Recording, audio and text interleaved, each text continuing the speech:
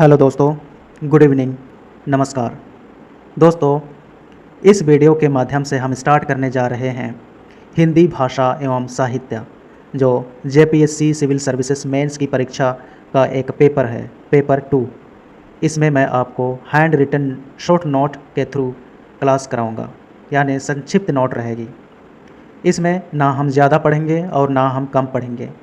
JPSC civil services mains की परीक्षा से संबंधित सिलेबस में जितना मेंशन है, जितने विषय कवर्ड हैं, बस उतना ही हम पढ़ेंगे।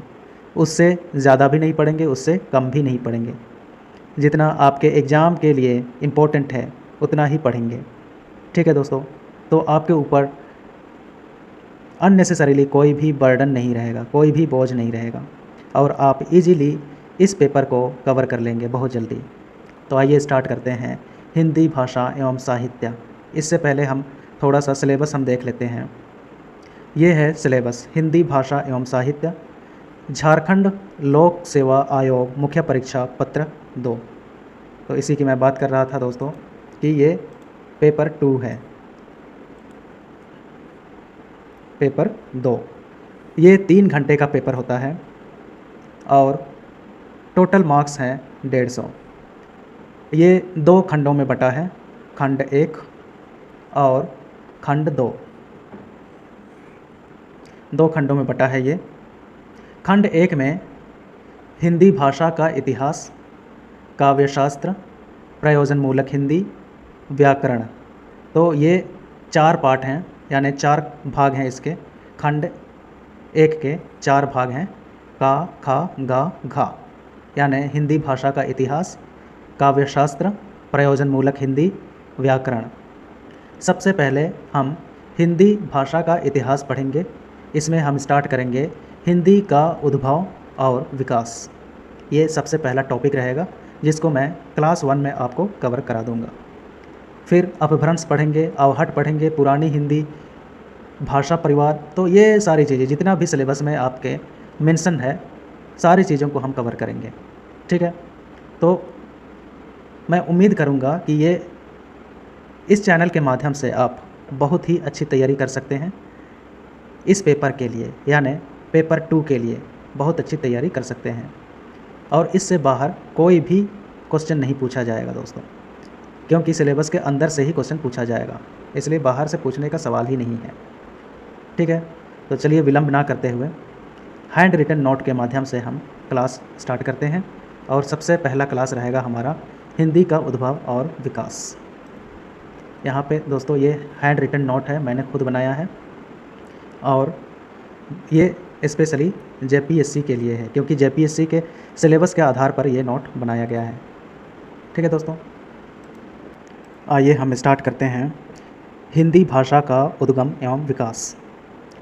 हिंदी दोस्तों आप जानते हैं भारत की राजभाषा है, राजभाषा। हिंदी भारत की राष्ट्रभाषा नहीं है दोस्तों, ये चीज़ क्लियर होना चाहिए, स्पष्ट होना चाहिए। हिंदी क्या है? भारत की राजभाषा है, यानी ऑफिशियल लैंग्वेज, ना कि राष्ट्रभाषा। भारत की कोई भी भाषा राष्ट्रभाषा नहीं है। ठीक है, यानी भारत में कोई भी राष्ट्रभाषा नहीं है। राष्ट्रभाषा भारत में एग्जिस्ट ही नहीं करता है दोस्तों। तो हिंदी क्या है? राजभाषा है, ऑफिशियल लैंग्वेज। ऑफिशियल लैंग्वेज किसको कहते हैं? ऑफिशियल लैंग्वेज जो एडमिनिस्ट्रेशन की भाषा जो होती है उसको हम कहते हैं ऑफिशियल लैंग्वेज। और भारत में प्रशासन की भाषा क्या है? प्रशासन की भाषा हिंदी है, यानी हिंदी कामकाज की भाषा है, प्रशासन की भाषा है। ठीक है, हिंदी राष्ट्रभाषा नहीं है। और हिंदी भाषा, इसका जिक्र भारतीय संविधान के 343 अनुच्छेद पर हिंदी भाषा का उल्लेख है। अनुच्छेद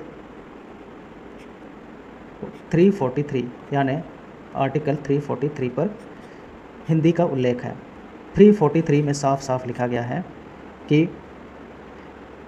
Hindi shall be the official language of India and it's script will be Devanagari. ठीक है, यानी हिंदी भारत की राजभाषा है जिसकी लिपि देवनागरी है। ठीक है, हिंदी भारत की राजभाषा होगी, उसकी लिपि देवनागरी होगी।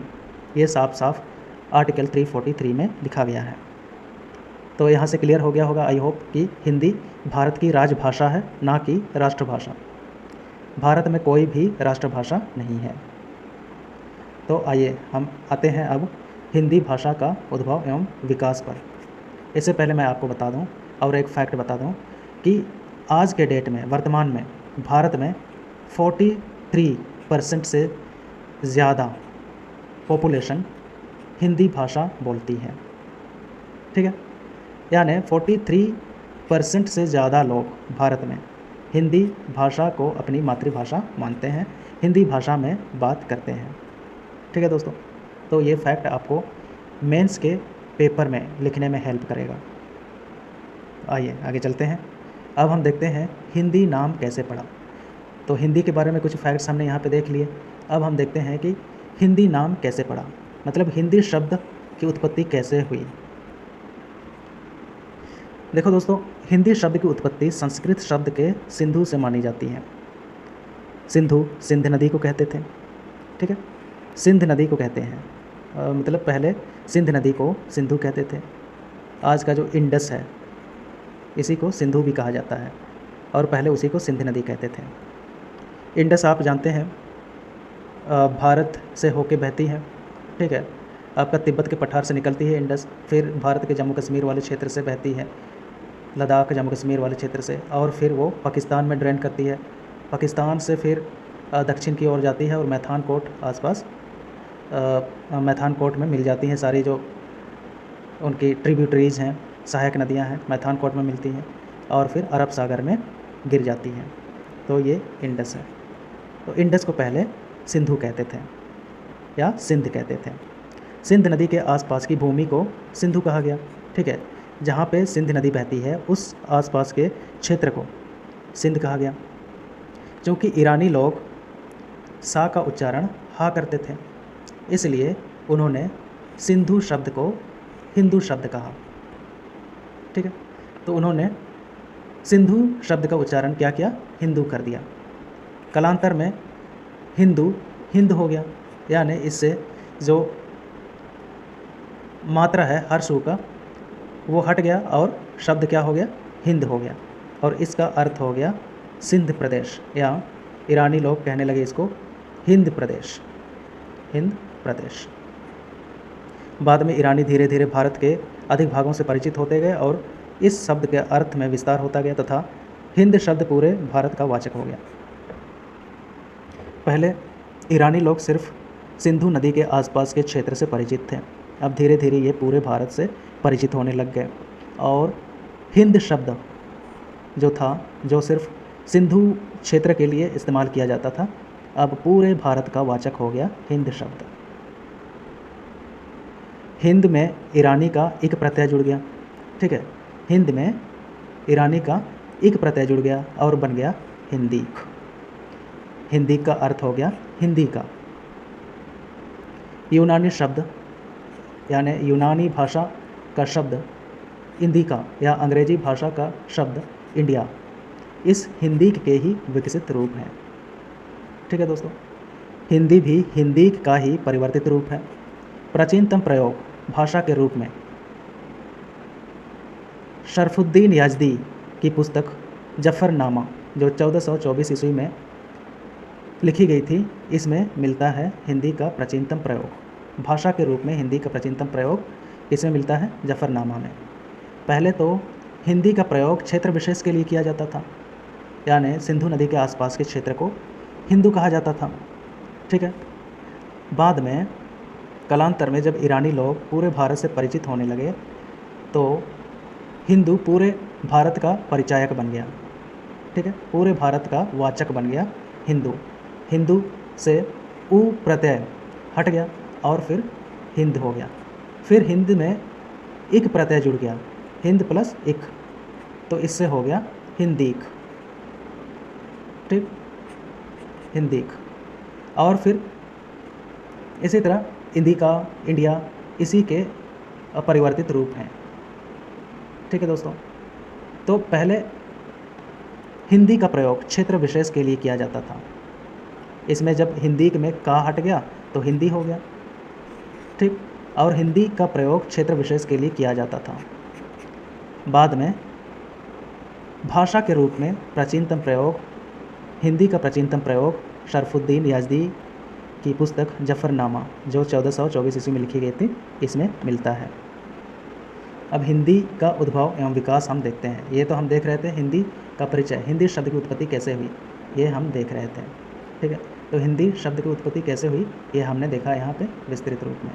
तो इसको थोड़ा सा मैं शॉर्ट करके बताता हूँ जिससे आपको मेमोराइज करने में आसानी होगी। पहले सिंधु नदी को सिंध कहा जाता था, ठीक है। मतलब पहले जो सिंध था वो नदी का नाम था। सिंधु, जिसको हम लोग आज हिंदी में सिंधु बोलते हैं, सिंधु नदी बोलते हैं, उसी को पहले सिंध कहा जाता था, ठीक है। सिंध क्या था? एक नदी थी।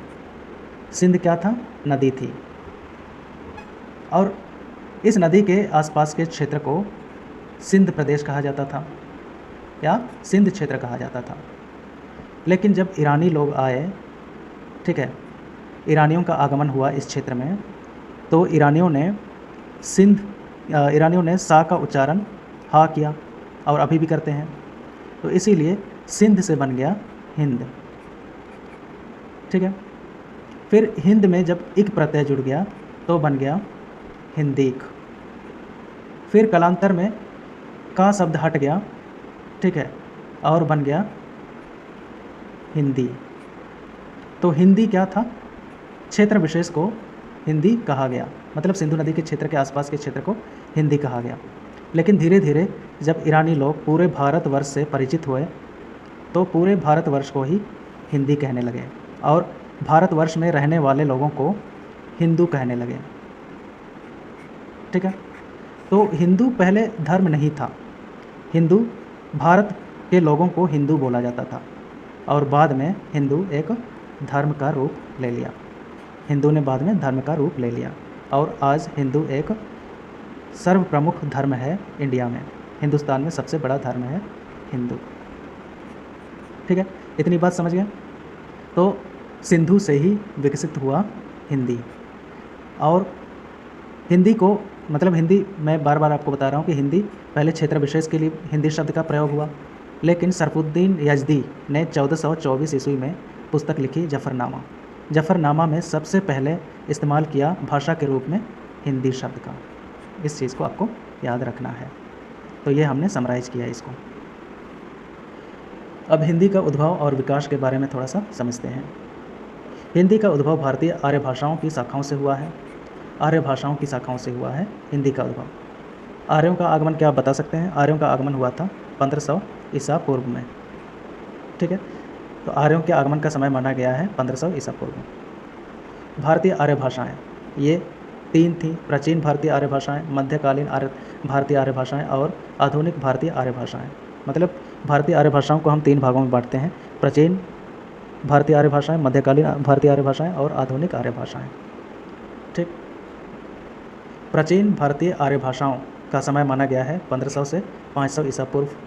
और प्राचीन भारतीय आर्य भाषाओं को 2 भागों में बांटते हैं: वैदिक संस्कृत और लौकिक संस्कृत। ये क्या है मैं आपको बताता हूँ थोड़ी देर में। मध्यकालीन भारतीय आर्य भाषाएं, ये इनका समय माना गया है 500 ईसा पूर्व से 1000 ईस्वी तक। और इसको पाली, प्राकृत, अपभ्रंश और अवहट में बांटा गया है। फिर है आधुनिक भारतीय आर्य भाषाएं, इनका समय माना गया है 1000 ईस्वी से अब तक, ठीक है। अब यहाँ पे प्राचीन भारतीय आर्य भाषाएं वैदिक संस्कृत और लौकिक संस्कृत हैं। वैदिक संस्कृत क्या है? वैदिक संस्कृत जिस भाषा में वेदों की रचना की गई, ब्राह्मणों की रचना की गई, आरण्यकों की रचना की गई, प्राचीन उपनिषदों की रचना की गई, उसको वैदिक संस्कृत भाषा कहा गया।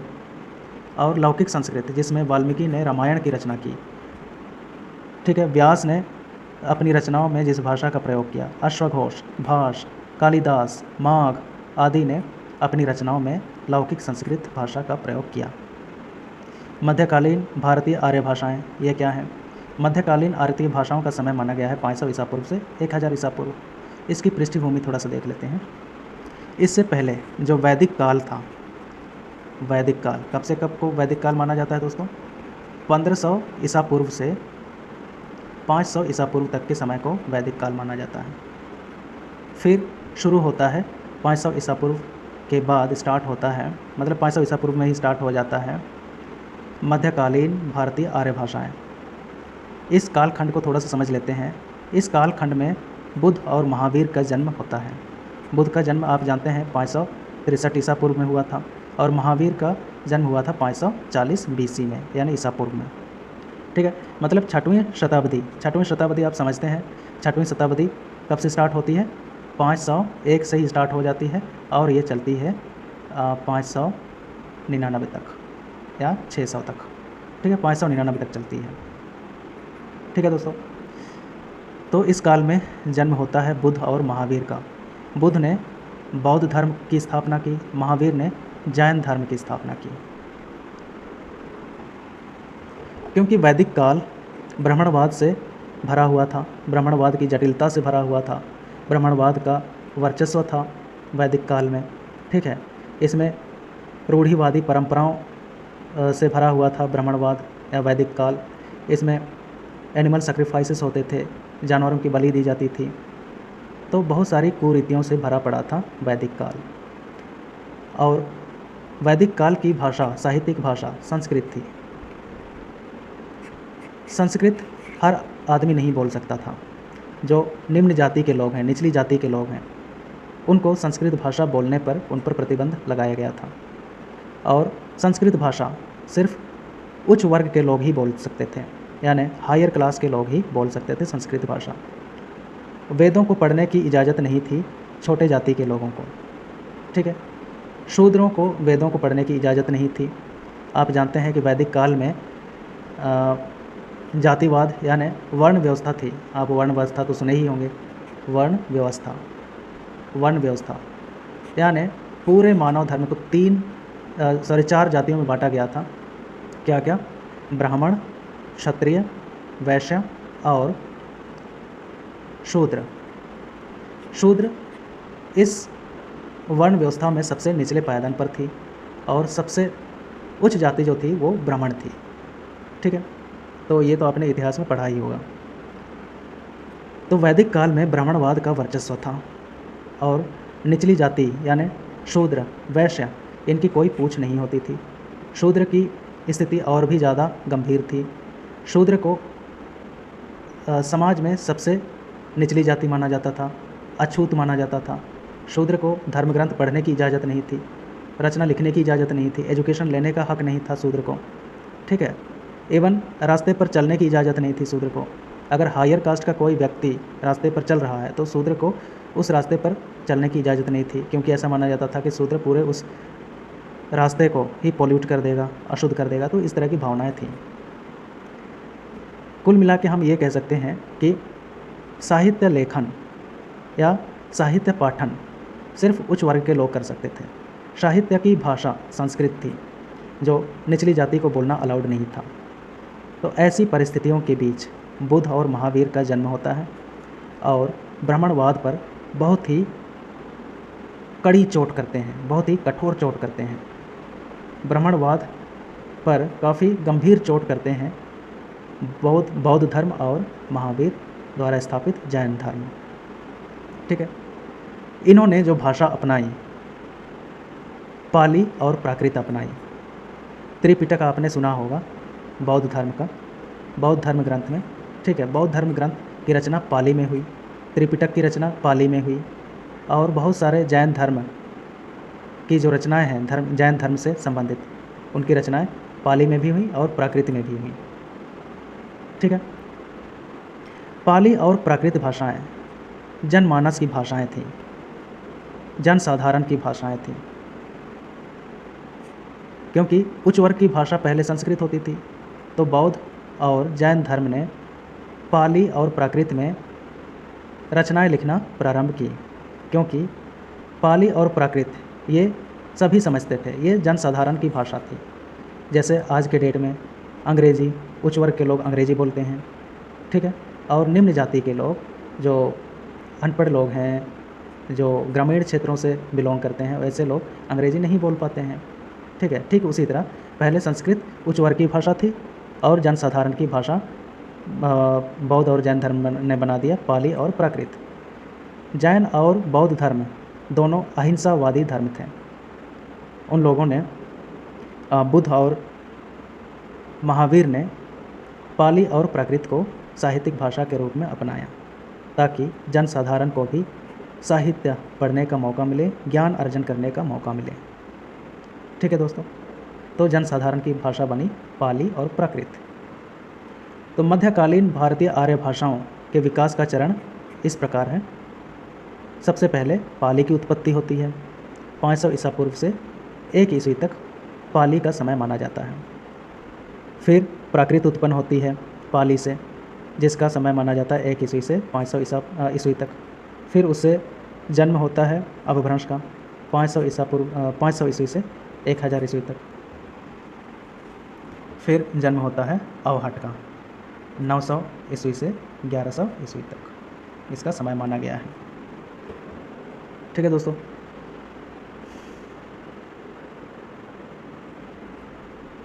अब आधुनिक भारतीय आर्य भाषाएं। आधुनिक भारतीय आर्य भाषाओं का जन्म अपभ्रंश के विभिन्न क्षेत्रीय रूपों से हुआ है। जो आधुनिक भारतीय आर्य भाषाओं का जन्म हुआ है वो अपभ्रंश के विभिन्न रूपों से हुआ है। यहाँ पे अपभ्रंश की भाषा, अपभ्रंश के रूप यहाँ पे आप देख सकते हैं लेफ्ट साइड में, ये अपभ्रंश के रूप हैं। शौरसेनी, पैशाची, ब्राचड़, महाराष्ट्री, मागधी और अर्धमागधी। हिंदी जो उत्पन्न हुई है, हिंदी का जन्म हुआ है अपभ्रंश के शौरसेनी, मागधी और अर्धमागधी से। ये काफ़ी इम्पोर्टेंट है। अपभ्रंश के शौरसेनी से जन्म हुआ है पश्चिमी हिंदी, राजस्थानी, पहाड़ी, गुजराती। इन भाषाओं का जन्म हुआ है, ये आधुनिक भाषाएं हैं। शौरसेनी से जन्म हुआ है। पैशाची से जन्म हुआ है लहंदा, पंजाबी। ब्राचड़ से जन्म हुआ है सिंधी। महाराष्ट्री से आया मराठी। मागधी से आई बिहारी, बंगाली, उड़िया और असमिया। और अर्धमागधी से जो भाषा आई वो पूर्वी हिंदी। तो इससे स्पष्ट है कि हिंदी का उद्भव अपभ्रंश के शौरसेनी, अर्धमागधी और मागधी रूपों से हुआ है। यहाँ पे मैंने सर्कल कर दिया है। हिंदी भाषा की उपभाषाएं एवं बोलियाँ। हिंदी भाषा की उपभाषाएं इस साइड दी हुई हैं और बोलियाँ इस साइड दी हुई हैं। पश्चिमी हिंदी, इससे कौन कौन सी बोली निकली? खड़ी बोली, ब्रजभाषा, हरियाणी, बुंदेली, कन्नौजी। फिर पूर्वी हिंदी से जो बोलियाँ निकली वो हैं अवधी, बघेली, छत्तीसगढ़ी। राजस्थानी से जो बोली निकली पश्चिमी राजस्थानी या मारवाड़ी, पूर्वी राजस्थानी या जयपुरी, उत्तरी राजस्थानी या मेवाती, दक्षिणी राजस्थानी या गढ़वाली। पहाड़ी उपभाषा से जो बोली निकली वो है पश्चिमी पहाड़ी, मध्य पहाड़ी, कुमाऊनी या गढ़वाली। और बिहारी उपभाषा से जो बोली निकली है वो निकली है भोजपुरी, मगही और मैथिली। अब खड़ी बोली या कौरवी का क्षेत्र कहाँ से कहाँ माना जाता है? देहरादून का मैदानी भाग, सहारनपुर, मुजफ्फरनगर, मेरठ, दिल्ली, बिजनौर, रामपुर तथा मुरादाबाद। इसके महत्व की बात करें तो खड़ी बोली को लोक साहित्य की दृष्टि से अत्यंत संपन्न माना गया है। पवाड़ा, नाटक, लोक कथा, लोकगीत आदि की भाषा खड़ी बोली है। ठीक है, तो खड़ी बोली को साहित्य की दृष्टि से सबसे संपन्न माना गया है, सबसे ज़्यादा संपन्न माना गया है। फिर ब्रज भाषा की बात करते हैं।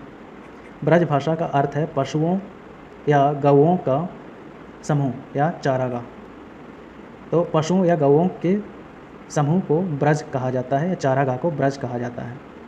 ठीक है, और भाषा का क्षेत्र की बात करें तो आगरा, मथुरा, अलीगढ़, धौलपुर, मैनपुरी, एटा, बदायूं, बरेली तथा आसपास के क्षेत्र को ब्रज भाषा का क्षेत्र माना जाता है। प्रमुख कवि हुए सूरदास, तुलसीदास, नंददास, रहीम, रसखान, बिहारी, देव आदि। हरियाणी की बात करते हैं। इसका विस्तार क्षेत्र माना गया है हरियाणा तथा दिल्ली का देहाती भाग। फिर बात करते हैं बुंदेली का। इसका विस्तार क्षेत्र माना गया है झांसी, छतरपुर, मध्य प्रदेश के कुछ भाग। कन्नौजी का क्षेत्र की बात करते हैं इटावा, फर्रुखाबाद, शाहजहां, कानपुर, हरदोई, पीलीभीत आदि। अवधी के बारे में बात करते हैं। अवधी का क्षेत्र माना गया लखनऊ, इलाहाबाद, फतेहपुर, मिर्ज़ापुर, उन्नाव, रायबरेली, सीतापुर, फैज़ाबाद, गोंडा आदि। बघेली के बारे में बात करते हैं तो इसका विस्तार क्षेत्र माना गया है रीवा, नागौंद, शहडोल, सतना, महर आदि। ये सारे मध्य प्रदेश में हैं। छत्तीसगढ़ी, इसका विस्तार क्षेत्र है सरगुजा, कौरिया, बिलासपुर, रायगढ़ आदि।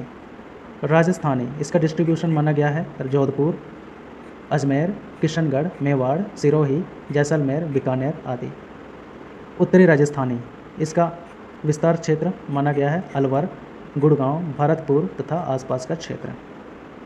पूर्वी राजस्थानी का विस्तार क्षेत्र माना गया है जयपुर, अजमेर, किशनगढ़ आदि। दक्षिणी राजस्थानी का क्षेत्र माना गया है इंदौर, उज्जैन, देवास, रतलाम, भोपाल, होशंगाबाद तथा आसपास का क्षेत्र। पश्चिमी पहाड़ी, इसका क्षेत्र माना गया है जौनसार, सिरमौर, शिमला, मंडी, चंबा तथा आसपास का क्षेत्र। मध्यवर्ती पहाड़ी, इस उपभाषा का क्षेत्र माना गया है गढ़वाल, कुमाऊं तथा आसपास का क्षेत्र। भोजपुरी, इसका क्षेत्र माना गया है, इसको बिहार के शाहबाद ज़िले के भोजपुर गांव के नाम पर इस बोली का नाम भोजपुरी पड़ा। तो शाहबाद ज़िले के भोजपुर गांव के नाम पर पड़ा है इस भाषा का नाम भोजपुरी। इसका विस्तार क्षेत्र है बनारस, जौनपुर, मिर्ज़ापुर, गाजीपुर, बलिया, गोरखपुर, देवरिया, आजमगढ़, बस्ती, शाहाबाद, चंपारण, सारण तथा आसपास का क्षेत्र। भारतेंदु, प्रेमचंद और प्रसाद ये इसी क्षेत्र से आते थे, लेकिन इन्होंने अपने साहित्य में कभी भी भोजपुरी भाषा का इस्तेमाल नहीं किया। मगही की बात करते हैं। मगही का विकास मगध से हुआ। मगध एक बहुत बड़ा साम्राज्य था, अपने इतिहास में पढ़ा है। इसका विस्तार क्षेत्र पटना, गया, पलामू, हजारीबाग, मुंगेर, भागलपुर तथा इनके आसपास का क्षेत्र है। इसमें लोक साहित्य काफ़ी है, मतलब बहुत सारे साहित्य लिखे गए हैं मगही में। मैथिली की बात करते हैं। इसका जो क्षेत्र है ये है दरभंगा, मुजफ्फरपुर, पूर्णिया, मुंगेर तथा आसपास का क्षेत्र। गोविंद दास, रंजीत लाल, हरिमोहन झा आदि इसके साहित्यकार हैं। ठीक है, ये हमने इसका उद्गम का पार्ट 1 पढ़ा है, हिंदी भाषा का उद्गम एवं विकास। तो वीडियो ज़्यादा लंबा हो जाएगा, आप भी बोर हो जाएंगे, तो फिर बाकी पार्ट हम अगले वीडियो में हम कवर करेंगे।